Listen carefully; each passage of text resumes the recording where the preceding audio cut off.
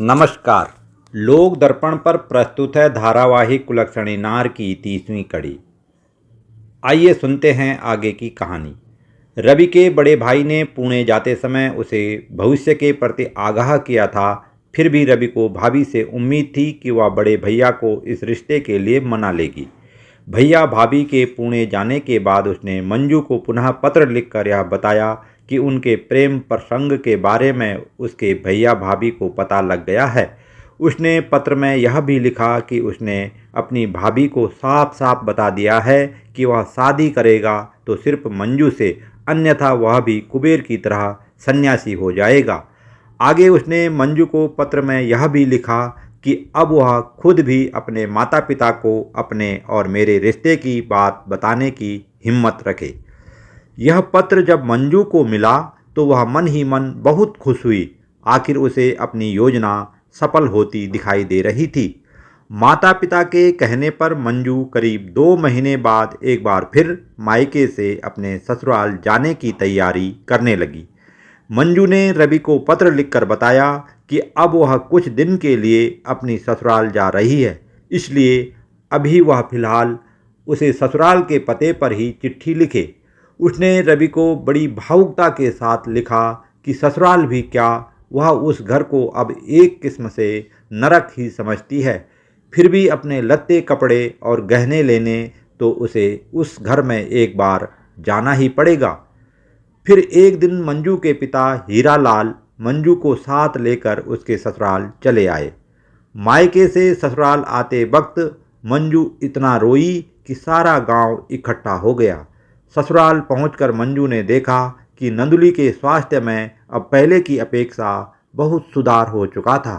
मंजू के ससुराल पहुंचते ही नंदुली ने मंजू को समझाते हुए कहा, देख बहू, कुबेर तो अब सन्यासी हो ही गया है।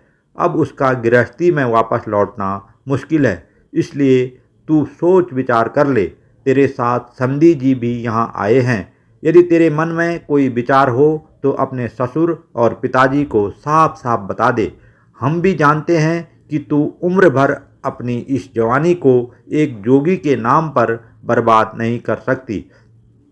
मंजू ने सास की बातों का कोई जवाब नहीं दिया। हाँ, उसे अपनी पागल सास के अचानक स्वस्थ होने पर आश्चर्य अवश्य हो रहा था। हीरालाल ने भी जब नंदुली को इस स्थिति में देखा तो वह भी चकित रह गया। काशीराम ने हीरालाल को बताया कि महीने भर पहले 2 साधु उनके घर आए थे। उनमें से एक साधु अपने आप को कुबेर का गुरु बता रहा था। यह सब उन्हीं की कृपा से संभव हुआ है। वे दोनों बड़े पहुँचे हुए फकीर लगते थे। बाबा जी द्वारा कुबेर की माँ के सिर पर हाथ रखते ही इसको बहुत आराम मिला। इसके बाद अचानक दोनों भरी दोपहरी में अंतर्ध्यान हो गए। हीरालाल ने भी उस दिन की घटना का जिक्र करते हुए काशीराम को बताया कि ठीक उसी दिन 2 साधु हमारे घर भी आए थे। हमारी बदकिस्मती रही कि मैं और मंजू की माँ उस दिन घर पर नहीं थे। मंजू से उनकी मुलाकात हुई, लेकिन ये तो छोटी बच्ची ही ठहरी। इसने उनको पहचानने में देर कर दी। यह बता रही थी कि उस बूढ़े साधु के साथ दूसरा साधु कुबेर ही था, जो रूप बदल कर इधर आया हुआ था। अगर हम लोग उस दिन घर पर रहते तो ज़रूर बाबा से कुबेर को वापस गृहस्थी में लौटने की फरियाद करते, लेकिन शायद यह हमारी बेटी की किस्मत का ही दोष है, जो भिखारी के वेश में घर आए हुए पति को भी वह पहचान न सकी। काशीराम और नंदुली को भी यह सुनकर बहुत अफसोस हुआ कि क्या वह दूसरा साधु वास्तव में उन्हीं का बेटा रहा होगा। दोनों सोच रहे थे कि शायद अपनी बीमार माँ के हाल समाचार जानने ही वह वेश बदल कर इधर आया होगा। मंजू को इन बातों में अब कोई रुचि नहीं रह गई थी।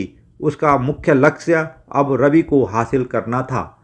अब वह स्वयं को सिर्फ कुछ दिन के लिए ही इस घर की बहू मान रही थी। अपना मंतव्य उसने रवि को पहले ही बता दिया था। अगले दिन हीरालाल अपने घर वापस जाने लगा तो मंजू पिता से लिपट कर बहुत रोई। यह देखकर हीरालाल के साथ साथ नंदुली और काशीराम की आंखें भी नम हो गई। जाते जाते काशीराम ने हीरालाल से कहा कि हम और आप कब तक इस बेचारी को इस तरह रोते देखेंगे। इसके लिए जितनी जल्दी हो सके कहीं कोई रिश्ता ढूंढ लो। हमारा बेटा सन्यासी हो गया, इस बात से ज़्यादा मलाल हमें इसकी ज़िंदगी का है। आखिर हीरालाल ने बेटी से नम आँखों से विदा ली और उसी उधेड़ धुन में शाम को वह अपने गांव पहुंच गया। मंजू का मन अब ससुराल के किसी काम में नहीं लग रहा था। अब वह इस घर के हर काम को परायों की तरह करती। सास ससुर सोच रहे थे कि मायके से आने के बाद हर एक बहू कुछ दिन ऐसा ही व्यवहार करती है, इसलिए वे मंजू को किसी भी काम को करने के लिए नहीं कहते थे। मंजू के मन में जो आता वह वही करती, जो उसे पसंद होता वही खाती और पहनती। कुल मिलाकर अब उसे ससुराल में भी किसी बात के लिए कोई टोका टाकी न थी। काशीराम और नंदुली भी सोचते थे, हमारे मर जाने के बाद भला कौन भोगेगा यह धन दौलत। मंजू ने भी कल को कहीं अपना घर बसा लिया तो सब यहीं का यहीं धरा रह जाएगा। ये थी धारावाहिक कुलक्षणी नार की 30वीं कड़ी। आपको कहानी कैसे लग रही है कमेंट में अवश्य लिखें। धन्यवाद। नमस्कार।